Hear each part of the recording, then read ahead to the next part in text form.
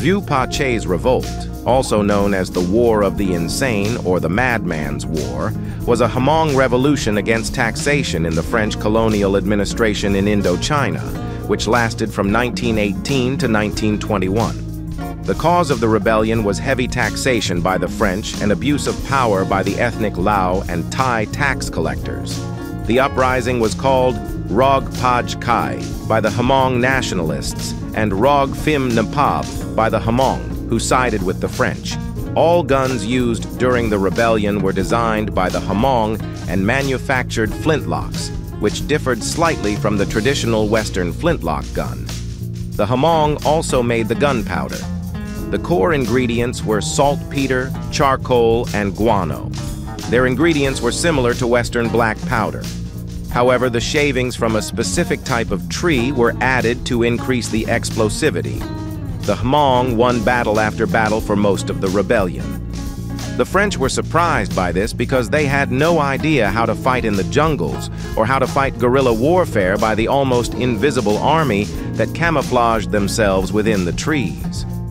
France also had to fight in World War I in Europe, which involved using 50% French and 50% native Vietnamese, and used the Lao, Thai, and Hmong soldiers who had little desire to fight, instead to fight the rebel Hmong forces.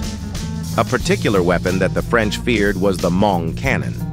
This cannon was made with a tree trunk and loaded with metal pieces from pots and a large quantity of Hmong gunpowder. Quob Chav designed the cannon. The cannon was also said to have weighed over 200 devil bees, and so only one man, named Lawu, could lift it. When the French soldiers would approach the mountainous trails, the cannon would launch metal shards at them. The French assumed that the Hmong did not have access to the technology to build such a weapon, and so never discovered it. A confident man, Pa Chay, led the Hmong to war and was in charge of the Hmong army. Pa Chay grew up as a Hmong Vieux orphan in Lao Cai Province, Vietnam, a stronghold of the Hmong to date. He was raised by Sao Chu Vu, a Vieux uncle who adopted him. After he got married and had his first child, he claimed to be called by God to show the Hmong how to live a good life in sound health, to be in harmony with their environment, and to free the Hmong people from the oppressors, mainly the Thai and French. To prove his divine calling, he performed stunning tricks, which included jumping onto the roof of a house, making a ball of cotton to explode, and many more. He also taught a Hmong writing system practiced by many of his followers. People began to honor Pa Chay as the long-awaited Hmong leader whom the elders had prophesied about to usher them into a period where the Hmong would again have their kingdom. Pa Chay used his influence and the reputation of his miraculous powers to convince his followers that he would deliver them from the influence of the French.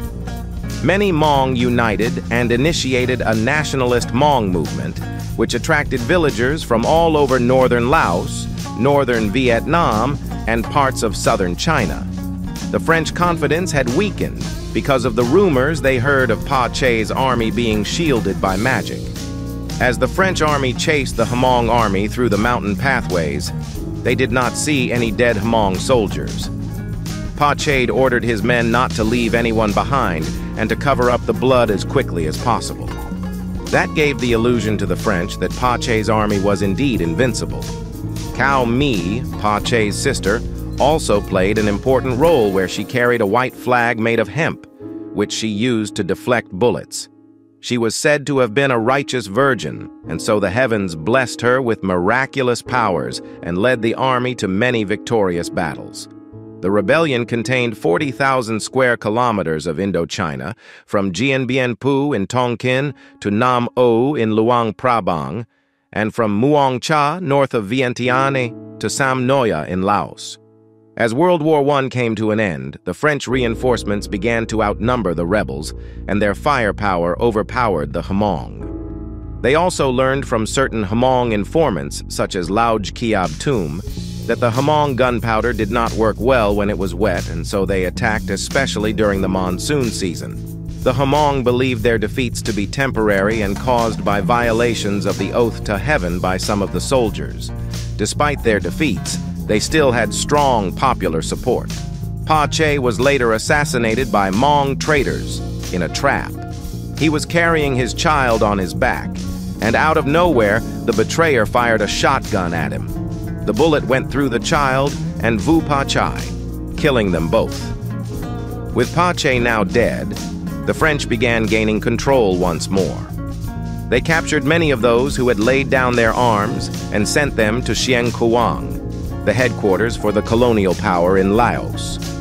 There, some of them were decapitated, and some were thrown off of high platforms into glass shards. A man by name, Tuschim Rog, was the one who stopped the war, also known as Savina to many, came to plead on behalf of the people so that not everyone who was taken to Kuang would be killed. Tuschim was described as a tall, non-Hmong person, but still spoke fluent Hmong. He was always seen wearing a turban head wrap. The French government once put up a reward of 20 and then 200 pieces of silver to locate Chay's relatives. They said they wanted to look after his wife and children because they had taken Chay away, but no one from the Hmong community would give away Chay's family. When the French would come to his village, the people there would say Chay's wife was just an old Hamub Lauj woman with no kids. They didn't bother her, maybe because she was old, or they didn't believe the story. When she passed away, Chay's family honored her with a white buffalo sacrifice because she had been brave for the family. The fight against the French made the bond stronger between the Hmong leaders, who liked the French and their colonial leaders for a longer time. Kiatong Lo Blia Yao, Lauj Pliaj Yob, who was on the French side and controlled by them, took a lot of silver from those who were loyal to Chay View to let them live. Many Hmong people still talk about this today, and it's why he lost his power to Tubi Lifung, his nephew. Tubi Lifung was a well-known Hmong leader who fought against the Japanese, the Vietnamese, and the Lao communists one after the other.